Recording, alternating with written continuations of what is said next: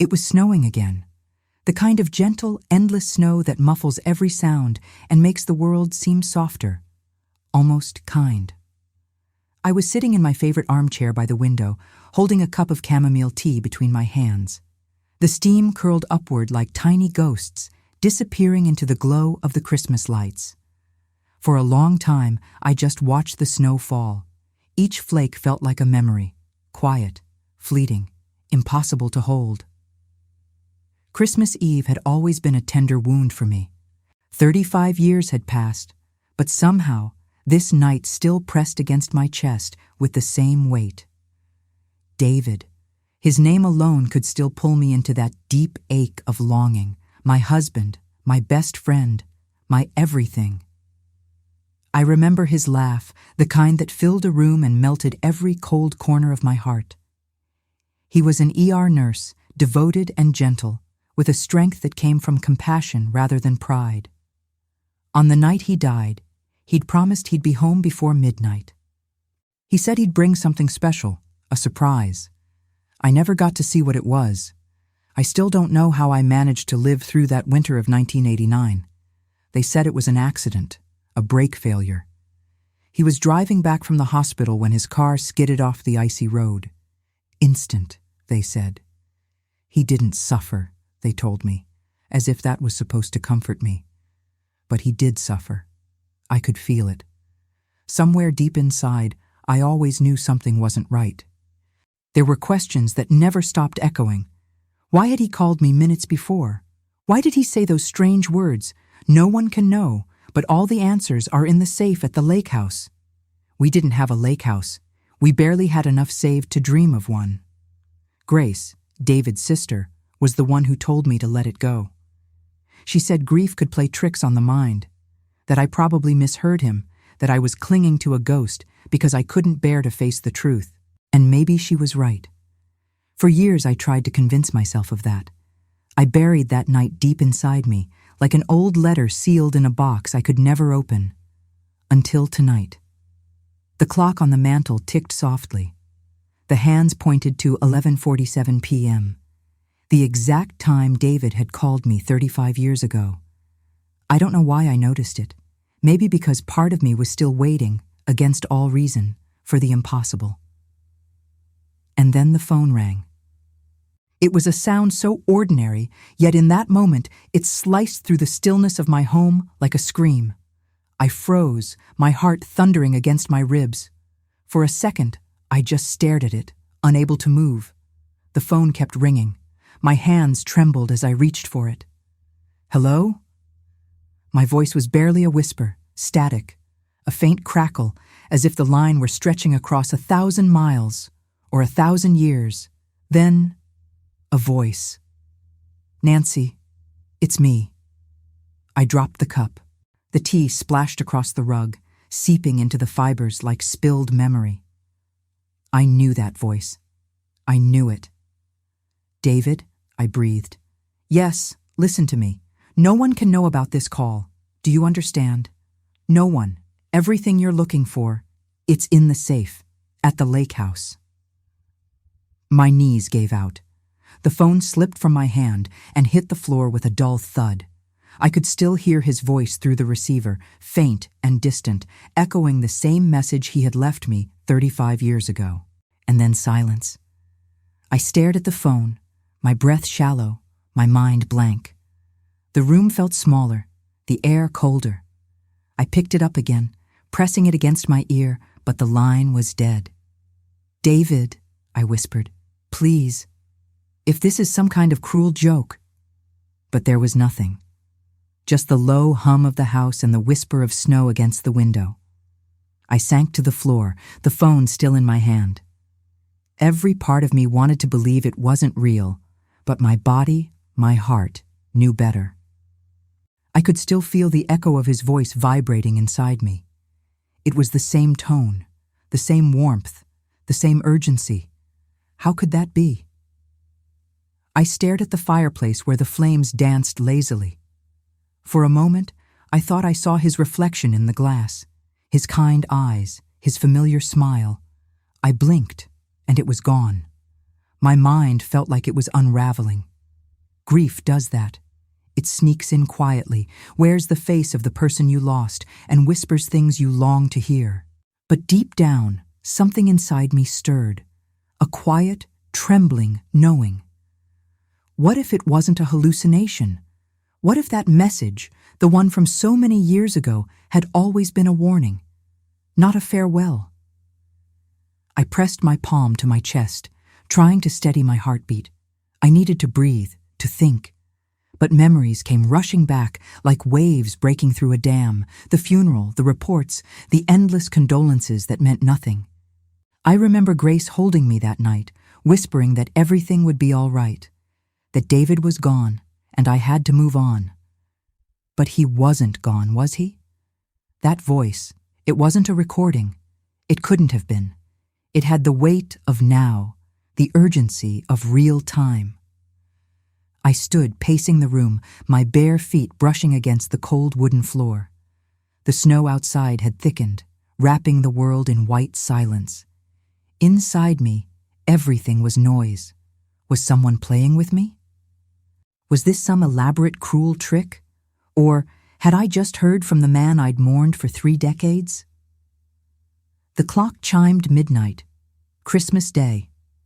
I walked to the window, staring out at the snow-covered street. For a long time I stayed there, letting the silence fill me, letting the fear and the longing blur together until I couldn't tell one from the other. And then, almost instinctively, I whispered into the night, "David, if you're out there, give me a sign." But the world remained still. Only the snow answered, soft, endless, falling like forgiveness. As I turned away, I caught my reflection in the glass. My gray hair fell loosely around my shoulders, my eyes tired yet still searching. For the first time in years, there was something in them that hadn't been there before. Hope. Fragile, foolish, impossible hope. I didn't know what that call meant. I didn't know if I was losing my mind, or if the past was finally breaking through the walls I'd built around it. But I knew one thing for certain. I couldn't ignore it, not anymore. I didn't sleep that night, not even for a second. I sat on the floor with the photo albums spread open around me like fragile pieces of another life. The soft hum of the heater filled the silence, but it couldn't drown the sound of that voice in my head, David's voice. I kept replaying it, every syllable, every pause. It wasn't a dream. I knew that tone, that warmth, that quiet urgency that only he had. Everything you're looking for is in the safe at the lake house. The lake house, a place that never existed. I traced my fingers over an old photograph of us, me in a wool coat, David with his arm around me, both of us laughing, snowflakes tangled in his hair. The memory felt distant, like it belonged to another woman entirely. "Who are you?" I whispered into the quiet. "What are you trying to tell me?" The clock ticked through the night. 2 a.m. 3:30. 5:10. Each hour bled into the next. My tea had gone cold long ago, but I didn't care. I turned the pages slowly, one after another, until I reached the last photograph, Christmas Eve, 1988, our final one together. I remember how he'd looked at me that night. "Next year will be better," he'd said. "You'll see." 35 years later, I was still waiting for that better year. When dawn came, the light felt unreal, pale, trembling, like it wasn't sure it belonged in my house. I stood, stretched my aching back, and tried to convince myself I'd imagined everything. It was grief, exhaustion, nostalgia, anything but real. But when I walked into the kitchen to make coffee, the phone on the counter made my stomach twist.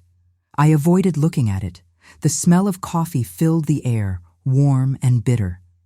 I took a sip and stared at the snow-covered street through the frosted window.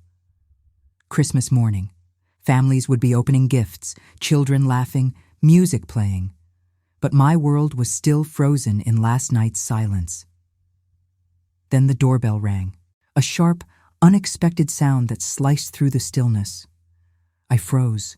My cup trembled in my hand. The bell rang again. I set the mug down and walked toward the front door, my slippers brushing softly against the wooden floor. My breath felt tight in my chest. Part of me expected to open that door and see him, older maybe, but standing there, smiling, holding out his arms like the years hadn't passed at all. But when I opened it, there was no one. Only the hush of snow and a single box sitting on the doormat. It was small, wrapped in plain brown paper, with no tag, no handwriting, no clue. My heart pounded as I looked around. The street was empty. The cold bit at my cheeks. Whoever had left it couldn't have gone far. I brought the box inside. My hands trembled as I peeled away the paper. Inside, nestled in white tissue, was a folded sheet of paper and something metallic, a key.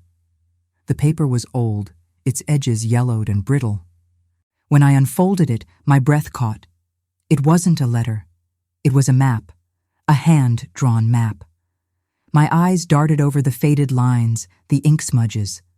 The drawing showed a winding road leading to a body of water, and there, at the edge, a small X marked the lake house. My pulse raced. The lake house. The same words David had said on the call. The same words he'd spoken before he died. The key lay heavy in my palm. It was ornate, old-fashioned, the kind of key that belonged to another century.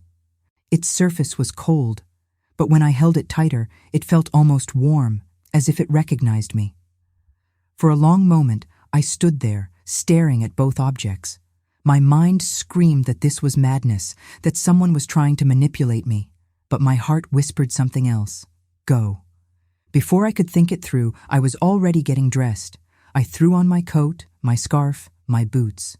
The world outside was frozen white, but I barely felt the cold. I followed the directions on the map, driving past familiar streets until they gave way to winding country roads. The journey felt endless, like time itself had slowed down. Snowflakes clung to the windshield, and every mile carried a strange sense of inevitability, as if I were being pulled towards something I was meant to find. Finally, the trees thinned, revealing a lake. The water shimmered faintly under the winter sun, untouched and eerily still.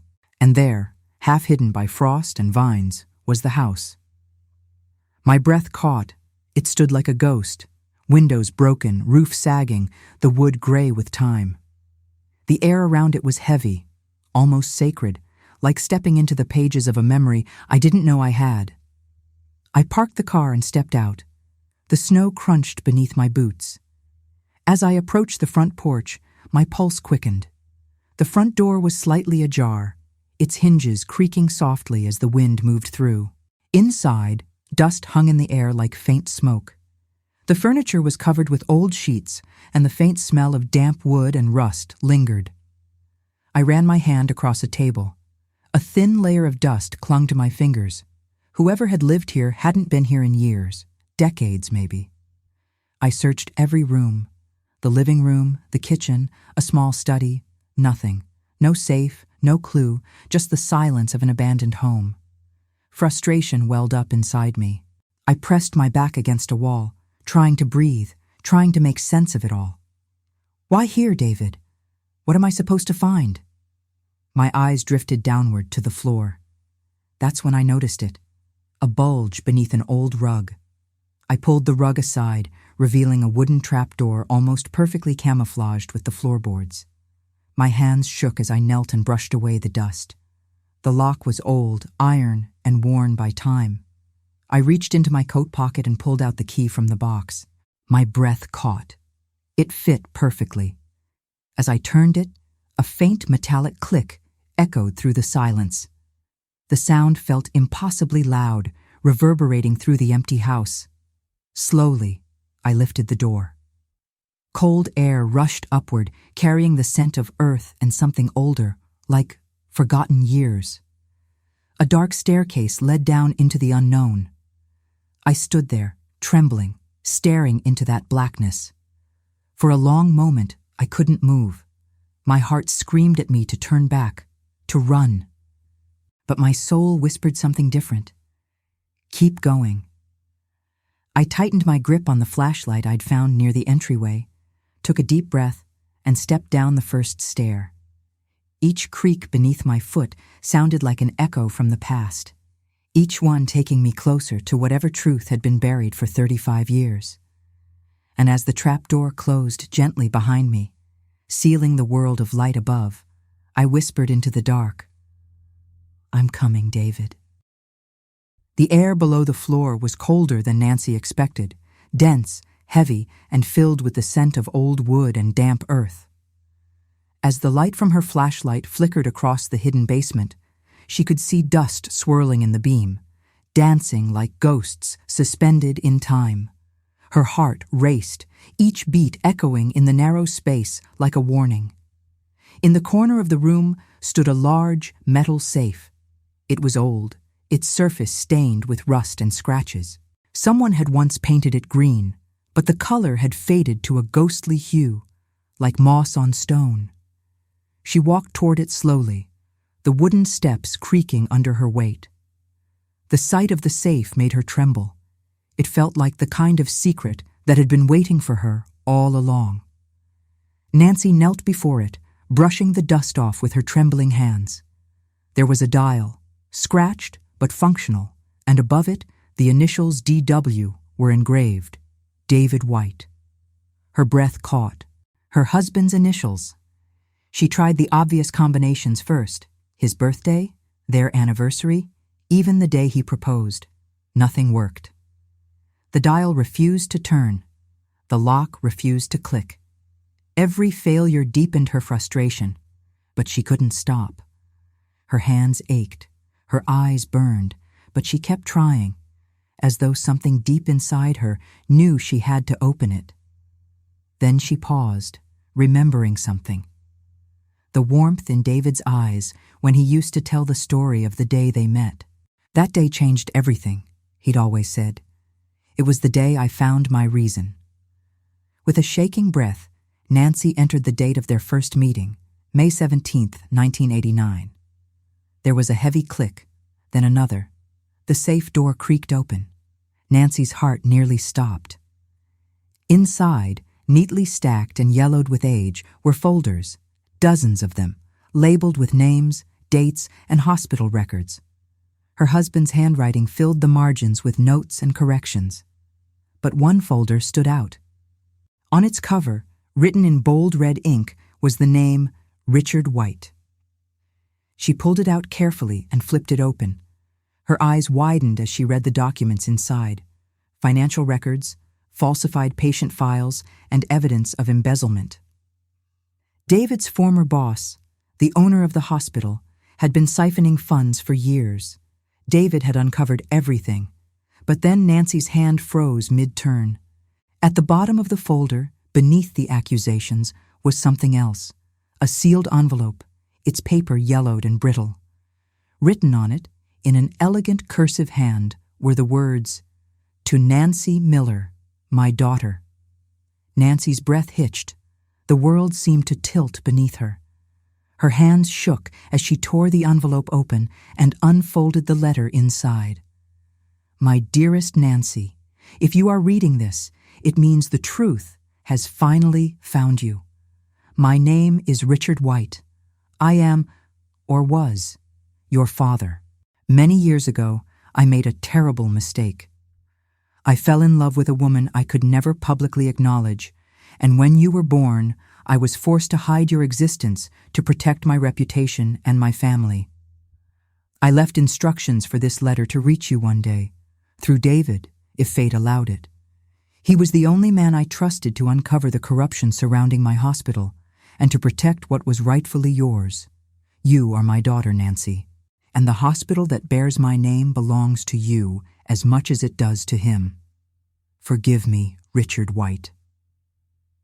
Nancy stared at the letter, the words blurring through her tears. Her entire life had been built on a lie.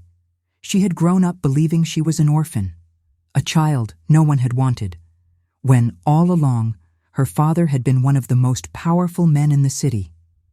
Her knees gave way, and she sat on the cold ground, clutching the letter against her chest. The truth was unbearable, yet somehow it explained everything. David had found out. He had discovered that the man who had been threatening him, the hospital's current director, was hiding not only embezzlement but also this hidden inheritance. And that made him a threat. Nancy's mind raced back to the night of the accident. How sudden it had been, how strange the police report had seemed. Could it really have been murder? A shiver ran through her. If David had known all of this, if he had tried to protect her, then perhaps the phone call wasn't just a cruel coincidence.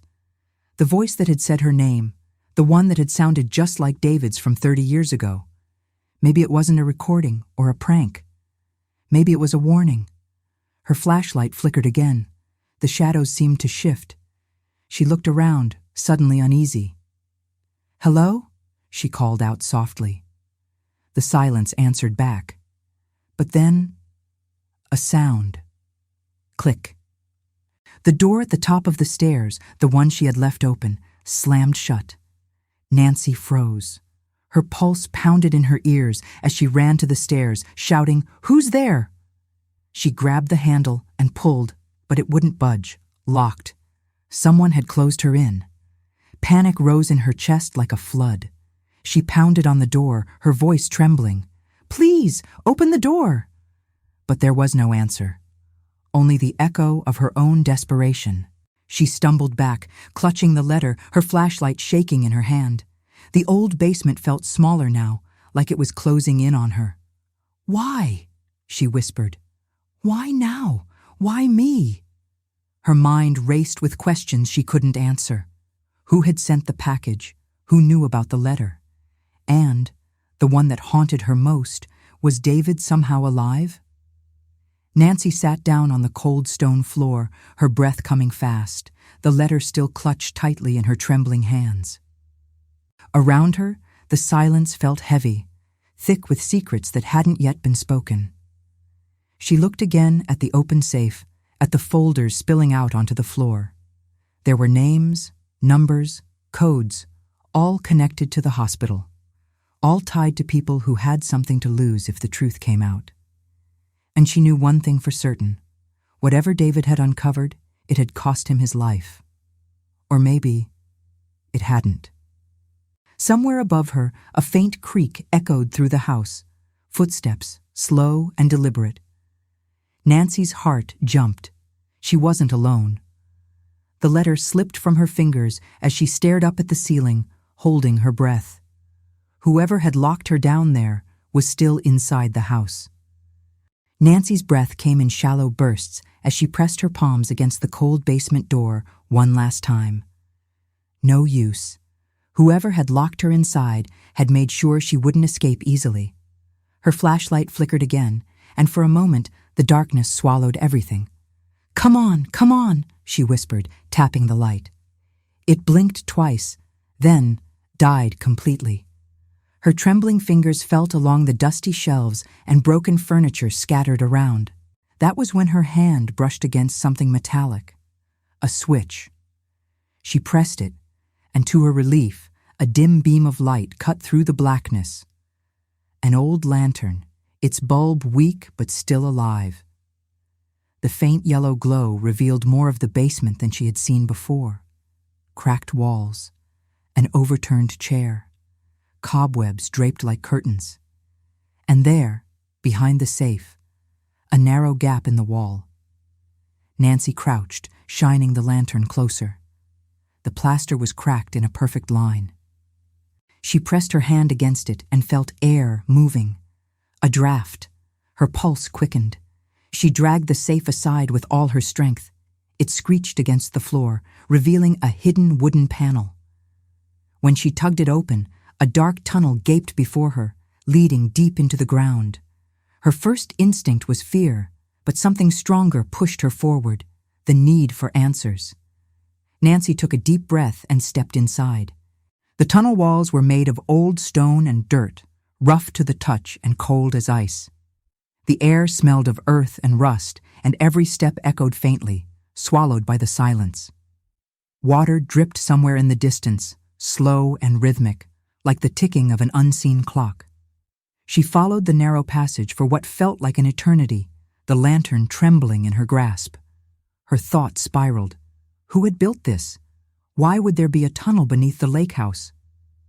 After what must have been 10 minutes, the tunnel widened into a small metallic chamber, a bunker. Nancy froze. The air here was heavier, and she could hear something faint, a breathing sound, slow, ragged. She lifted the lantern, and then she saw him. Chained to a metal post, his clothes tattered and his face pale, was David. For a moment, Nancy couldn't breathe. The lantern shook in her hands, casting erratic shadows across the walls. "David," her voice broke. His head lifted weakly, eyes squinting against the sudden light. When he saw her, tears immediately welled in his eyes. "Nancy?" His voice was rough, cracked, like someone who hadn't spoken in years. She dropped the lantern and rushed to him, collapsing at his side. "Oh my God, David, it's really you!" She reached out, touching his face as if afraid he would vanish. He smiled faintly, exhausted but alive. "You found me." Nancy's tears fell freely. I thought you were dead. They said it was an accident. They said—" "I know," he interrupted softly. "That's what they wanted you to believe." He motioned toward the chains binding his wrists. Nancy grabbed a nearby crowbar and began to pry them loose. The metal resisted, but she was relentless. As she worked, he began to speak, his voice low and trembling. "This house, this lake house, I bought it secretly for you. I wanted it to be a Christmas surprise. You always loved the lake, remember? I thought I'd finish it by the end of '89. Nancy paused, her eyes filling again. But that night, Christmas Eve, I realized I was being followed. Kevin knew I'd found out about the stolen money. He couldn't let me expose him. David coughed, his voice cracking with the effort. I drove here to hide the evidence, to keep it safe, but before I could do anything, I managed to call you. I wanted to tell you. I loved you. Nancy gasped. The phone call. Last night.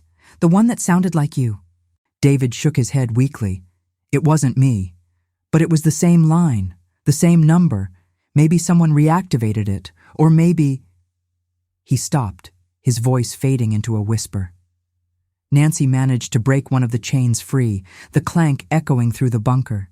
She hurried to the next. But how did Kevin find you? How did he hide all of this? David's expression darkened. Kevin was clever. He knew no one else was aware of this property. After he caught me that night, he dragged me here. Said it was poetic, that the place meant for my love would become my prison. Then he staged the crash, burned another car, and told the world I was gone. Nancy froze, her heart pounding so loudly it filled the silence. You've been here all this time? On and off, he murmured. He came back every few months, brought just enough food, just enough water. I tried to escape once, but he caught me and sealed the tunnel tighter. I thought I'd die here. The final chain fell free. Nancy threw her arms around him, sobbing. You're coming home. We're getting out of here, David. He looked at her, a fragile smile breaking through his exhaustion. You always did find me, even when I was lost. They stood together, leaning on each other for balance. The bunker around them seemed to breathe. The pipes hissed softly, the light bulb above flickering. Nancy grabbed the lantern, scanning for an exit. There was a metal door on the far side, sealed with a heavy latch. Help me, she said. Together, they forced it open, the hinges screaming in protest. Cold night air rushed in. It smelled like freedom. They stepped into another passageway, narrower but sloping upward. Nancy's heart surged with hope until she heard it. A sound from above, a door creaking open. David's head snapped toward the ceiling, his eyes wide. That's the hatch, the one that leads to the attic. The attic? Nancy frowned. But why? Before she could finish, a voice echoed faintly through the tunnel. A man's voice. Calm, familiar. Well, the voice said, it seems my past has finally come knocking. Nancy froze. The lantern's flame trembled violently in her hand. David whispered, It's him. It's Kevin. The sound of footsteps followed, slow, deliberate, descending from above. Dust drifted down from the ceiling. Nancy's pulse thundered in her ears. She grabbed David's hand. We have to move. But before they could take a step, the lantern flickered once and went out. Darkness swallowed them whole. For a long, tense moment, silence swallowed everything. The lantern had gone out, leaving only the faint outline of the tunnel walls and the echo of footsteps coming closer from above. Nancy held her breath. David's hand squeezed hers tightly, his skin cold and trembling. Stay behind me, he whispered. She nodded, though she could barely see him in the dark. Her heart pounded so loudly it almost drowned out the creak of the floorboards above them. Then suddenly the hatch door opened completely, and instead of Kevin's deep, threatening voice, a soft but chillingly familiar one echoed down the stairs. Well, it said, smooth and controlled. Isn't this touching? Nancy froze. That voice. Grace? David whispered, disbelief etched into his tone. The light from a flashlight flooded the bunker as Grace, David's sister, descended the steps. She looked nothing like the kind woman Nancy remembered. Her once warm brown eyes were now sharp, calculating, her smile tight and deliberate. Hello, brother, Grace said, stopping a few feet away from them. And Nancy, you look surprisingly alive for someone who was supposed to die of heartbreak. Nancy's stomach twisted. Grace, what are you doing here? Where's Kevin? Grace chuckled, stepping forward. Oh, Kevin, he's gone, long gone. You didn't really think he'd come here himself, did you? No, he was never brave enough for that. That's what he had me for. David's face went pale. You? Grace, tell me this isn't what I think it is. Oh, it's exactly what you think, she said, her voice trembling slightly with excitement. All these years, you thought Kevin was the monster. But I was the one who kept you here. I was the one who sent the food, the water, and the threats. I just let him take the blame. Convenient, wasn't it? Nancy's knees weakened. Why? She whispered. Why would you do that to your own brother? Grace's expression hardened. Because, Nancy, you had something that should have been mine. Everything. David's love, his loyalty, his future. And then, when Richard White died, I learned something that made it even worse. Nancy felt her throat tighten. The letter, she said softly. Grace smiled coldly. Yes, the letter that proved you were Richard White's daughter, the rightful heir to everything Kevin built. You, an orphan nobody, suddenly standing above me in the line of inheritance. David shook his head, his voice trembling. Grace, this isn't you. You don't know what you're saying. Oh, stop pretending, she snapped. You knew exactly who I was before we ever worked at the hospital together. You knew I loved you, even before Nancy ever came into the picture, and you threw me away. Nancy's heart clenched. What are you talking about? Grace's voice dropped into something darker, bitter. He didn't tell you, did he? Of course not. We were together, long before you two met. He told me he loved me. But then you came along with your shy smile and your tragic past, and suddenly, I was invisible. David stepped forward, shaking his head in disbelief. Grace, we were never— Don't lie to me, she screamed, the sound echoing violently off the concrete walls. Her flashlight beam flickered across their faces, revealing tears streaming down her cheeks. I waited for you. I helped you get that job at the hospital. I introduced you to Kevin. And how did you repay me? You married her. Nancy felt her chest constrict. Grace, whatever you think happened— Oh, I don't think, darling, Grace interrupted with venom. I know. I know you were the reason he left me. The reason Kevin started to suspect him. The reason everything fell apart." David's voice broke.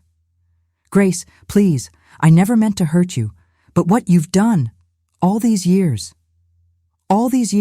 I was cleaning up your mess," she snapped. "Do you have any idea how hard it was to keep Kevin from killing you right away? He wanted the contents of that safe, the documents that could ruin him. But I convinced him to wait, to use you, to make you suffer." Nancy's hands shook. "So it was you," she whispered. "You sent me that recording, the call on Christmas Eve, the map, the key." Grace smiled, almost proudly. "Of course I did. I needed you, Nancy. Only you could open the safe. Kevin couldn't figure it out and David wouldn't cooperate. But I knew you'd find it. Sentimental little Nancy, clinging to memories. I just had to remind you of one." She stepped closer, her flashlight catching the tears glistening on Nancy's face. "The date you met," she said softly. "I knew you'd try it eventually. You always were predictable." David's voice was barely audible. "You used her." Grace tilted her head. "I used both of you. And now, I have what I need." She reached into her coat and pulled out a folder, the same one Nancy had left inside the safe, the documents, the proof of Kevin's crimes, and the letter from Richard White. "You see," she said, "with this, I can erase everything. If I destroy this letter, no one can ever prove Nancy is his daughter. Kevin's empire becomes mine, uncontested." Nancy's voice trembled. "Grace, please. This isn't who you are." Grace's laughter cracked like glass. "Oh, Nancy, I stopped being that person a long time ago. The world forgot about me. David forgot about me. But now, I'll make sure everyone remembers who Grace Miller is." David tried to step forward, but Grace raised a small handgun, her hand trembling but firm. "Don't," she warned. "I'm not here to kill you, David. I'm not that cruel. But I am going to leave you exactly where you belong, buried in the past." Nancy's breath caught. "Grace!" "Goodbye, sister-in-law," Grace whispered. "Merry Christmas." She backed toward the stairs, flashlight and gun in one hand, folder in the other. "Grace, please!" David shouted, his voice cracking. "You don't have to do this." She paused at the top of the steps, her expression flickering with something: pain, hesitation, regret. And then it was gone. "Oh, but I do," she said quietly. "Because you'd never understand. You never loved me enough to stop me." Then she slammed the door above them. A heavy click echoed through the bunker, the sound of a lock sliding into place. Nancy ran to the stairs, pounding on the metal door. "Grace, Grace, open this door, please." But there was no answer, only silence. David leaned against the wall, his eyes full of devastation. "She's gone," he whispered. Nancy turned toward him, her voice breaking. "We're trapped again." The air felt colder now, heavier, suffocating. Nancy pressed her back against the wall, sliding down to the floor beside David. Her tears came silently, one after another. Somewhere above them, footsteps faded into the distance. The sound of Grace leaving the lake house, and taking with her not only the documents, but every illusion Nancy had ever had about trust, family, and love. And as the darkness thickened around them once more, Nancy whispered through her trembling lips, "We're not done yet. We can't be." Because even in that cold bunker, beneath the weight of betrayal, she could still feel one thing that Grace had never understood: the quiet, stubborn pulse of hope. The sound of the lock snapping shut reverberated through the bunker like a death sentence. It was metallic, final, the kind of sound that made your soul tremble because you knew what it meant. We were trapped. For a few seconds, I couldn't breathe. My pulse roared in my ears, drowning everything else out. The cold air in that bunker suddenly felt thinner, heavier, as though the betrayal itself had stolen all the oxygen from the room. David pulled me into his arms. His embrace was weak, his body still fragile after decades of captivity. But his touch was enough to stop me from falling apart completely. I could feel the tremor in his hands, the way his heart pounded against my chest. "It's over," he whispered, voice barely audible. "She's gone, Nancy. She's really gone." I wanted to believe him. I wanted to collapse in his arms and let the hopelessness wash over me. But I couldn't. Not after everything we'd been through. Not after waiting 35 years to see his face again. "No," I said, pulling away from him, my voice shaking but firm. "It's not over, not yet." The air smelled of rust and damp concrete. I turned on the old lantern I had used earlier. Its faint yellow glow flickered weakly, stretching long, distorted shadows along the bunker's walls. I forced myself to look beyond the panic, to study every inch of the room. There had to be a way out. There always was. David watched me silently as I moved around the space. A small, windowless cell that had been his world for decades. The walls were lined with shelves filled with dusty supplies, old canned food, medical kits, and bottled water, all labeled and dated meticulously. It wasn't the chaos of captivity. It was order. Someone had been coming here regularly to keep this place functioning. That meant there was a way in.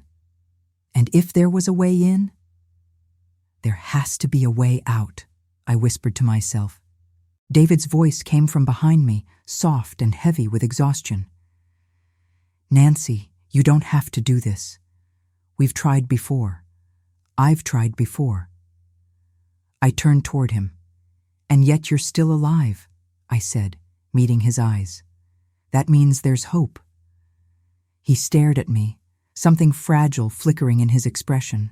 Admiration, disbelief, maybe even guilt. "You've always been stubborn," he murmured.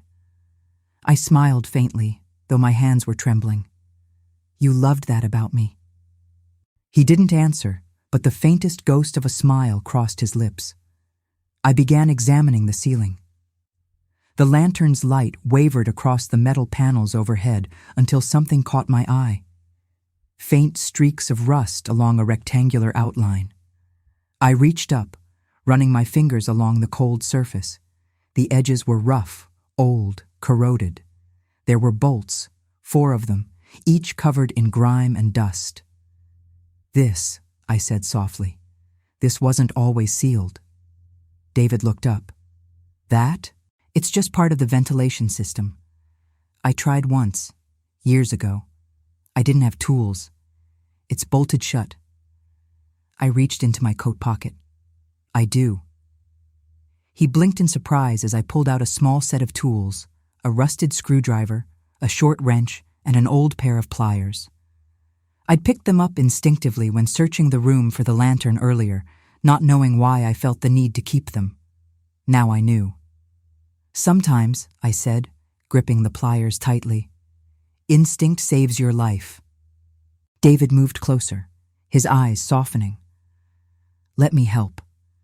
"Not yet," I replied. "You need to rest." But he shook his head, determination sharpening his features. "For 35 years, I've done nothing but wait. I can't let you fight alone." The words hit me hard. I nodded. "Then we do it together." The hours that followed blurred into one long, desperate rhythm of clinking metal and strained breaths. Each turn of the wrench, each squeal of rusted steel echoed like thunder in that quiet tomb. Sweat dripped down my back despite the cold. My hands ached, skin tearing at the knuckles, but I refused to stop. David held the lantern steady, his weak body trembling as he stood beside me. Every so often, he would take the tools, working silently, his jaw clenched in pain and focus. "Do you remember?" I asked quietly, just to fill the silence. "The first time we decorated the Christmas tree together?" He looked up, surprised. "You're thinking about that now?" I laughed softly, though it came out more like a sigh. "It helps me breathe." He smiled, that same crooked smile I'd fallen in love with decades ago. You insisted on putting the angel on top of the tree yourself, even though you couldn't reach it. I smirked, turning another bolt. And you said I was stubborn then too. The memory lingered in the air, a warm ghost against the cold walls. For the first time since the door locked, I didn't feel afraid. Hours passed. My hands were numb, my arms trembling from exhaustion. But finally, with one last twist of the wrench, I heard a sound. A faint crack, the soft hiss of air escaping. Then, with a slow, metallic groan, one of the bolts gave way. "David!" I gasped. "It's moving!" He stepped beside me, his eyes wide. "You did it." Together, we worked on the remaining bolts, one by one. My muscles screamed in protest, but I pushed through the pain. When the final bolt came loose, the metal panel shifted slightly, revealing a narrow, dark tunnel above, a ventilation duct, large enough for a person to crawl through. For a moment, neither of us spoke. We just stared at it, realizing what it meant. David's eyes filled with tears. "You found it," he whispered. "After all these years, you found a way." I smiled weakly, tears burning at the corners of my own eyes. "No," I said softly. "We did." I reached up, pushing the panel aside, and a faint current of air rushed down, cold but fresh. It smelled of pine and snow. For the first time in what felt like an eternity, I could smell the outside world. David laughed, a soft, disbelieving sound. I'd forgotten what fresh air smelled like. I took his hand, gripping it tightly. "Then let's go remind ourselves." He hesitated, glancing at the tunnel. "It's narrow. You should go first." "No," I said. "We go together, always together." He looked at me for a long moment, then nodded. I pulled myself up into the duct, the metal cold beneath my palms, my breath echoing in the confined space. Behind me, I heard David struggling but determined, his movements steady. The tunnel stretched upward at an angle, illuminated faintly by the lantern light we carried. Every scrape, every breath, every sound felt magnified. But there was no fear now, only a fierce, relentless hope driving us forward. When I finally reached a small grate ahead, I pressed my face close. Through the slits, I could see faint moonlight filtering into a dusty room above, a guest bedroom, perhaps, or an old storage space. I turned back toward David, my voice trembling. "We're almost there." He smiled, exhaustion and wonder mingling in his eyes. "You did it, Nancy." "No," I whispered, pushing the grate open with trembling hands. "We did it. And now, we're going home." As I climbed through the opening, the cool air of the house brushed against my skin. It carried with it the scent of wood, dust, and something sacred, freedom.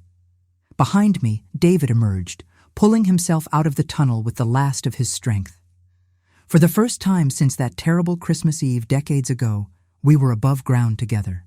And as the faint light of dawn began to filter through the broken window, I realized something profound. Grace had locked us away to bury us in the past, but in doing so, she had unknowingly set us on the path to resurrection. We were alive. And as I took David's trembling hand in mine, I knew we would never be prisoners again. The air that hit my face when we crawled out of the vent felt like the first breath after drowning. My hands trembled as I pushed the metal grate aside, helping David out behind me. We landed in what looked like a guest room, though everything was covered in a thin veil of dust.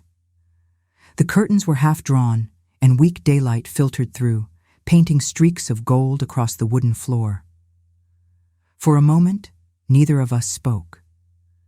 The silence carried the weight of 35 stolen years. David's breath was shallow.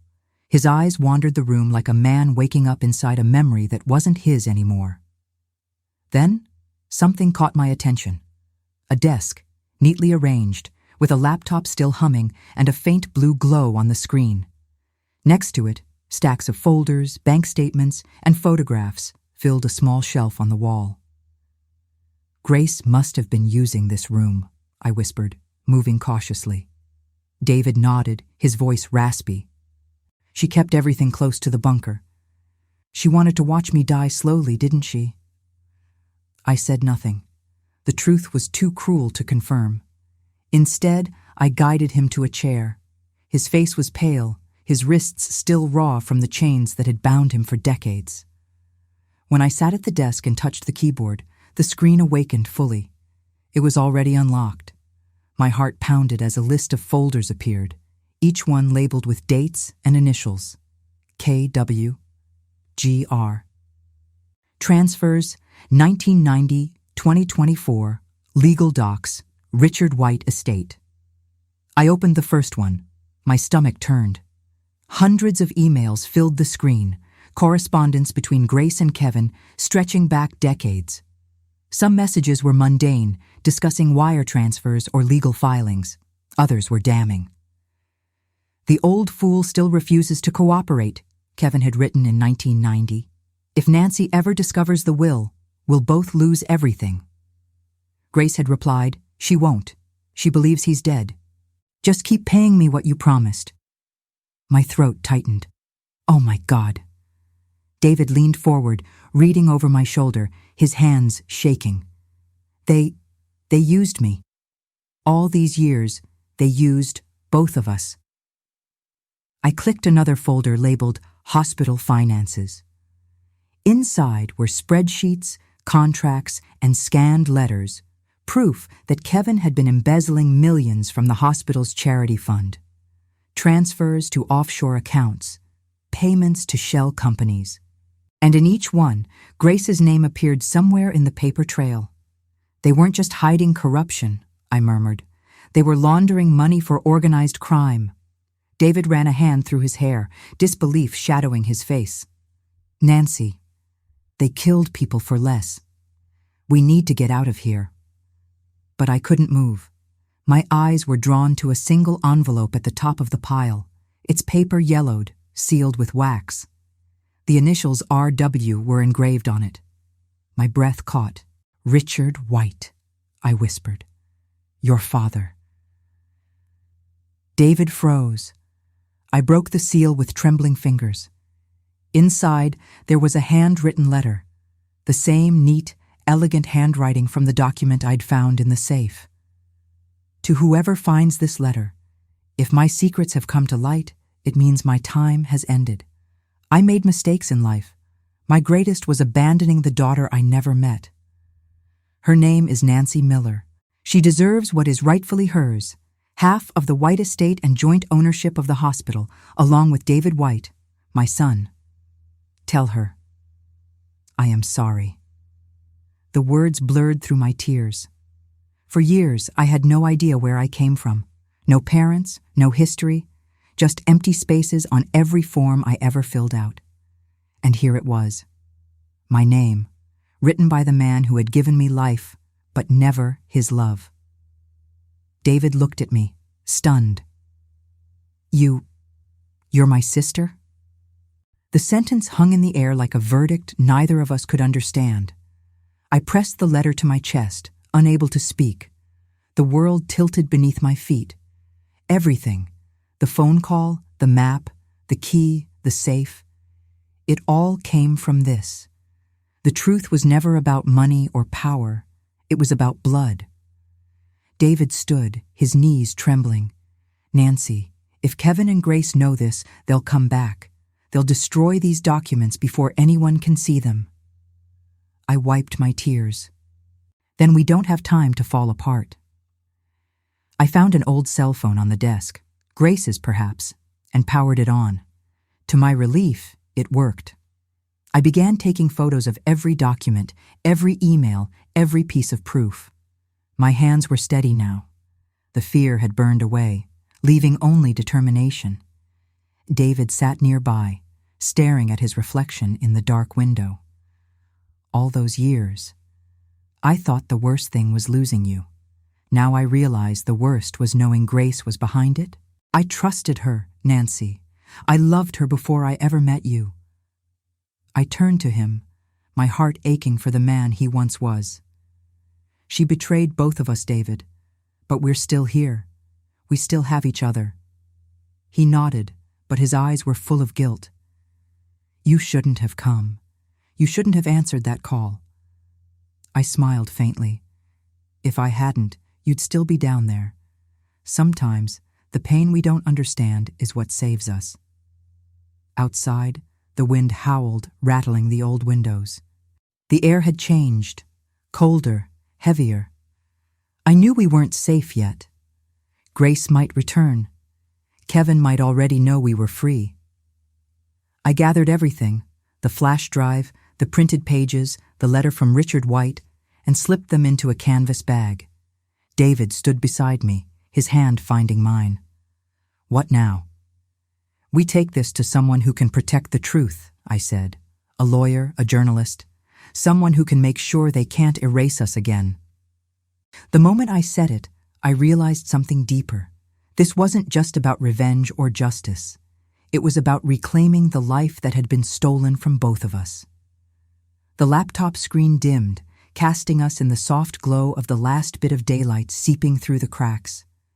I looked at David, older, frailer, but still the man I once loved, the man I now knew as family.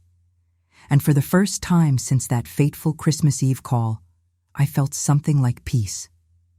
But the silence was broken by a faint creak from the hallway. David froze.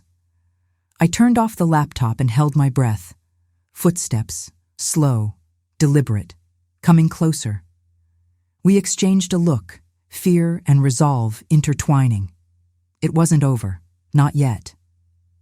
The night outside was bitterly cold, and as David and I stepped out of the house by the lake, the air smelled of rain and pine and something ancient, like time itself had been holding its breath.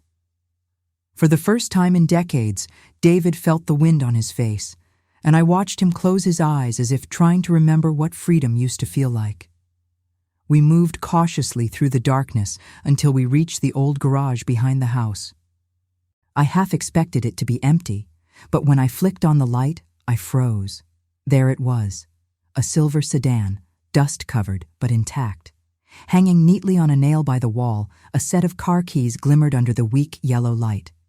Grace's arrogance had been her downfall. She believed she'd won. I looked at David. She didn't think we'd make it out alive. He gave me a tired smile.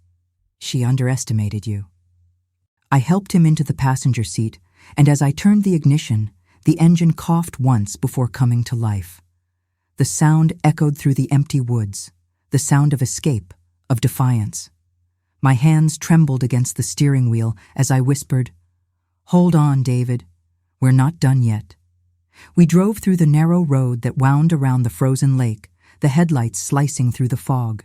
The world felt unreal, as if we were drifting between two timelines, the one where David had died in 1989 and the one where I had just brought him back to life. After an hour of driving, we reached the outskirts of town. The warm glow of streetlights felt almost offensive after the darkness we had crawled through. I parked in front of a small police station, its flag fluttering faintly in the winter wind. David looked at the sign and then at me. "We should go in, tell them everything." But my gut twisted. "No," I said quietly. "Not here."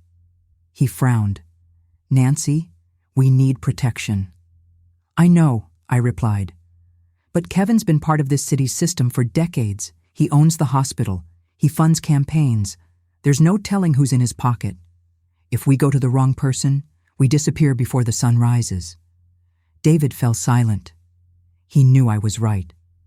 I pulled the car back onto the main road. "There's someone else we can trust." I remembered Daniel Evans, a young attorney who had grown up next door to my old house before I sold it. His mother, Helen, had always treated me like family.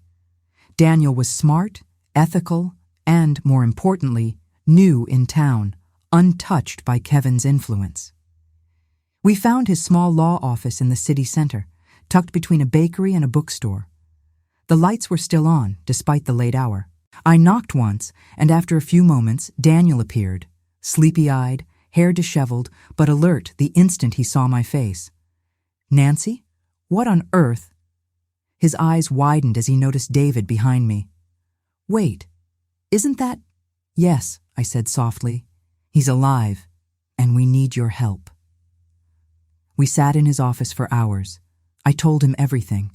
The phone call on Christmas Eve, the hidden safe, the documents, the bunker, Grace's betrayal, all of it. David filled in the missing pieces, his voice trembling as he spoke of years in the dark, fed lies by Grace and tormented by Kevin's threats. Daniel listened in stunned silence. When we finished, he exhaled slowly, rubbing his temples. "Nancy, this is enormous, but it's also dangerous. If even half of what you're saying is true, Kevin White is guilty of embezzlement, kidnapping, conspiracy, and possibly murder." "I have the evidence," I said, sliding the bag across the desk. "Original documents, copies, photos, letters, everything." He examined the contents briefly, then looked up at me with quiet conviction. "We'll file for an immediate federal investigation, but we can't do this quietly. People like Kevin don't fall in silence. They fall under the weight of exposure." I met his gaze. "You mean the press?" He nodded. "Exactly. And that's when it struck me. The one person who could bring truth into the light was someone I already knew. Susan's friend, a journalist named Michael Turner, an investigative reporter who had once interviewed me for a local piece about orphanages and resilience. He was passionate, relentless, and utterly fearless. I sent him a short message. "Michael, I have a story that will sound like fiction, but every word is true. Lives depend on it. Meet me tomorrow at 9 a.m. at Daniel Evans's office." He replied within minutes. "If this is about White Memorial Hospital, I've been waiting years for someone to come forward." I turned the phone around for David to see. His lips curved faintly. "Looks like we're not alone." The next morning, while the snow fell softly outside, Michael arrived. He carried his camera, his recorder, and the kind of sharp curiosity that makes powerful men nervous. He listened, his eyes narrowing and widening at all the right moments. When David spoke of his imprisonment, of the chains, the darkness, and the whispers of Grace outside the door, Michael's face hardened. "We'll expose this," he promised. "But I need verification, Nancy. If we're going public, I need corroboration from law enforcement." That was when David stood, still frail but determined. "Then I'll go," he said. I grabbed his hand. "David, it's dangerous." "I've lived in fear long enough," he said gently. "It's time to end it." And so he did. He took the original documents, the letters, the financial records, the confession from Richard White, and drove straight to the federal police headquarters in the Capitol. For hours, I sat in Daniel's office with Michael, every passing minute clawing at my nerves. Finally, my phone rang. David's voice came through, shaky but alive. "They've opened a case," he said. "The feds are in. They believe me. Kevin's name is already in their system. He's been under quiet suspicion for years. Now they have proof." I covered my mouth, tears spilling freely. "David, you did it." "No," he said softly. "We did." When I hung up, Daniel smiled faintly. "Nancy, once this goes public, everything changes. You'll be at the center of it all." "I don't care," I whispered. "For the first time in my life, I know who I am, and that truth is worth everything." Outside, dawn was breaking, pale and quiet, but filled with the kind of light that promised something new. For 35 years, the world had believed a lie. Now, piece by piece, it was unraveling. Grace and Kevin's empire of deceit was beginning to crumble. And for the first time since that haunting phone call on Christmas Eve, I felt a strange peace settle over me. Not because the battle was over, but because it had finally begun. 3 weeks later, the world had begun to catch up to the story that David and I had lived in silence for decades. It started early one morning, in a sleek, modern office overlooking the city. Kevin White's empire, built on lies, greed, and manipulation, was about to come crashing down. I remember standing in the courthouse lobby, my fingers intertwined tightly with David's. Every nerve in my body was alive with tension, a mixture of fear and anticipation. The media had already caught wind of the case. Cameras lined the hallways, their flashes creating a staccato of light that made the air feel electric. Reporters whispered to one another, scribbling notes furiously, trying to capture the details of what had become a story no one could ignore. The nurse declared dead for 35 years. The wife who uncovered a conspiracy, the sister who betrayed, and the corrupt hospital owner. Kevin was taken into custody in his own office. The sight of him being led away in handcuffs, his polished demeanor cracked and disoriented, gave me a strange satisfaction. Justice, finally, was moving at a pace I could almost believe. Grace, on the other hand, had been caught halfway across the world. She was found at a luxury resort trying to escape with the stolen jewels and funds. The smugness she once carried was gone, replaced by panic and the cold realization that no one could protect her anymore. The trial was televised, and the courtroom was packed with reporters, lawyers, and curious citizens. Inside, I sat in the front row, gripping David's hand like it was a lifeline. My heart pounded every time Kevin's name was mentioned. Every memory from the bunker, every whispered lie, every moment of despair and hope flashed through my mind. The world needed to hear what we had endured. David was called to the stand first. As he rose, his tall, lean frame carried a quiet strength that I had forgotten existed under the years of torment. He stood before the court, and for the first time in decades, he spoke not as a victim, but as a man reclaiming his life. "Your Honor," he began, his voice steady, "I want to tell the truth about Kevin White, about Grace, about the lies that have controlled our lives for 35 years.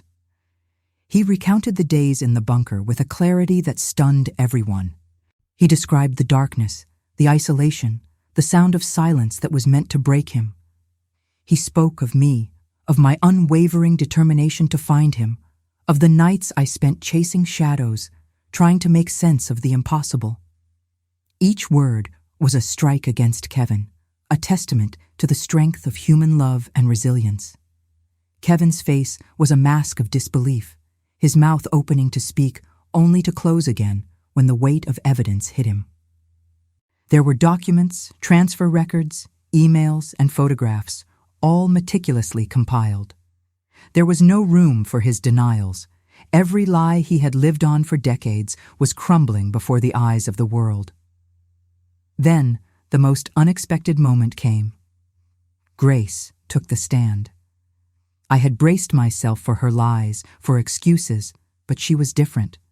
Her voice trembled, her eyes avoided mine, and yet she spoke with a confession so complete it shook the room. "I was wrong," she said, her voice barely above a whisper at first. "I betrayed David. I betrayed Nancy.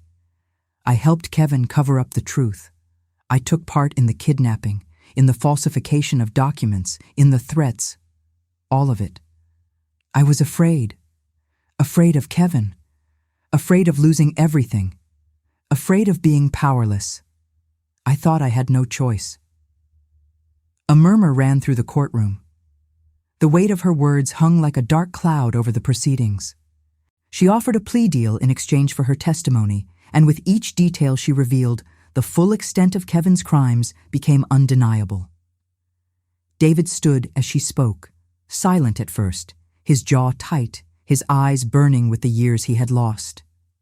"You were his accomplice," he finally said, his voice cutting through the courtroom. "But you were also his pawn, and we've endured enough. Too much."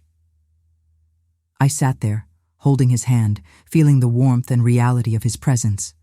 For 35 years, I had believed him gone. For 35 years, I had feared he would never return. And now, here he was, alive, speaking truth to power, finally free. The courtroom was a theater of revelations. Kevin tried to interrupt, tried to deny, tried to twist the facts, but the evidence was relentless. Wire transfers, bank statements, phone records, email correspondence. It was all there, an unbreakable chain of proof. The jury listened, the public watched, and the world began to understand the magnitude of the crimes. And then, a moment I will never forget, the finality of hope and justice intersected in the simplest of gestures. I squeezed David's hand, and he looked at me, a tear rolling down his cheek. For the first time in decades, our suffering had a purpose. For the first time in decades, we felt hope, real, tangible, unstoppable hope. The judge adjourned the court for the day, but nothing could erase what had been revealed. Kevin's empire of lies had fallen. Grace's betrayal was fully exposed, and the story of a woman who refused to give up, of a man who survived impossible odds, had captivated hearts everywhere. I felt a strange calm wash over me. 35 years of fear, doubt, and loss had led to this moment. And while the path ahead was uncertain, one thing was clear. We had survived. Together. And for the first time in my life, I allowed myself to believe that justice could be real, that truth could prevail, and that love, unwavering, patient, enduring love, could triumph even in the face of unimaginable darkness. A year had passed since that Christmas Eve night when the phone rang, and everything in my life shifted irreversibly. The memory of David's voice on the line, the voice I thought I would never hear again, had not faded. It had haunted me for decades, yet now it was a sound that carried hope, resilience, and a promise fulfilled. David and I sat across from our attorney, a familiar face who had guided us through the labyrinth of legal hurdles, signed documents stacked neatly in front of us. I felt the weight of anticipation and relief pressing down on my shoulders simultaneously. Today, after years of deception, suffering, and uncertainty, the inheritance of Richard White, my biological father, the man I had never known, would finally be ours.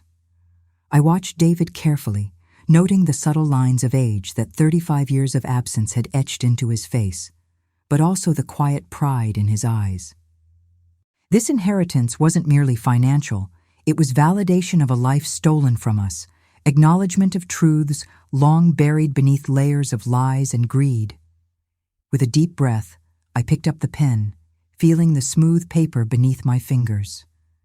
"This is it," I whispered to David, my voice trembling with emotion.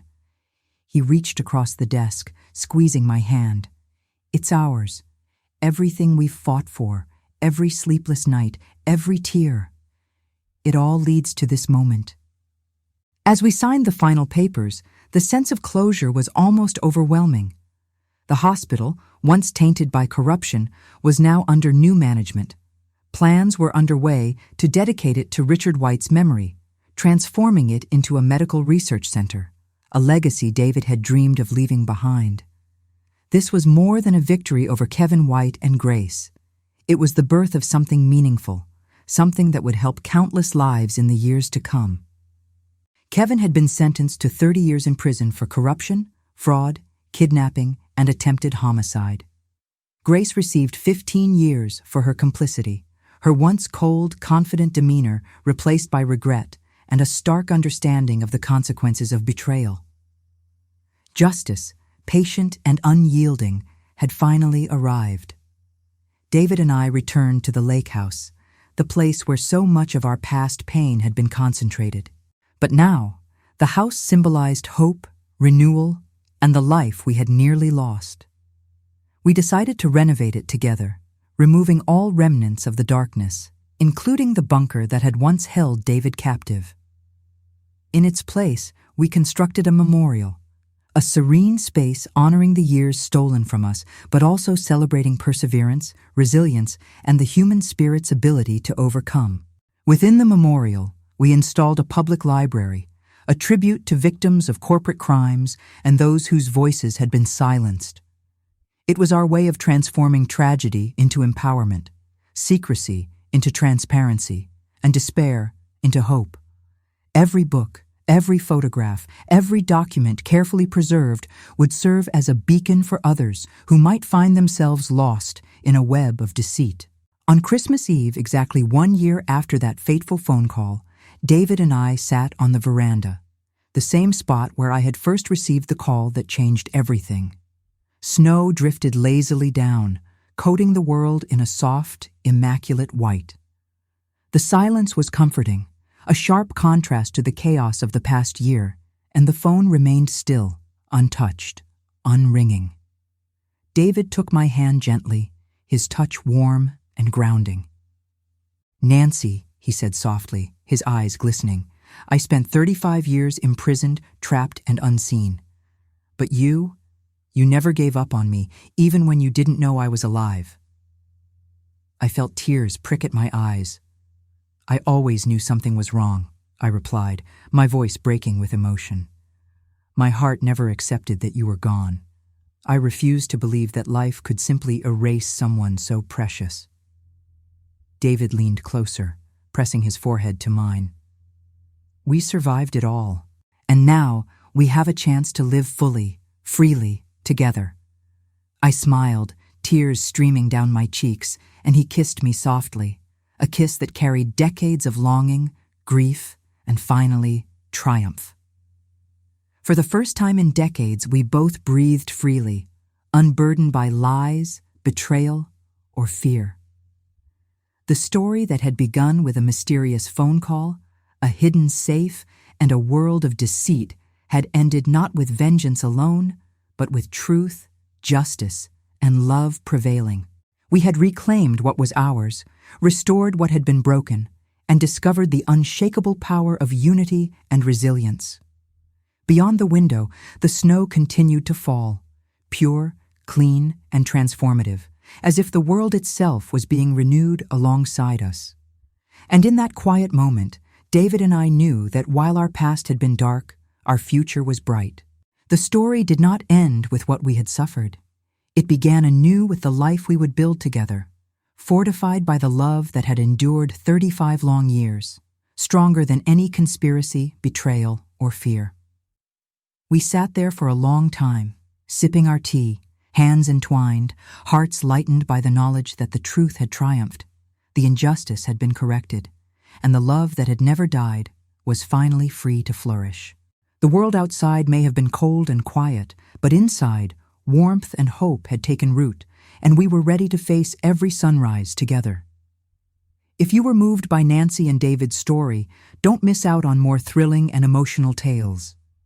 Subscribe to our channel to follow their journey and discover other stories of courage, mystery, and the triumph of the human spirit.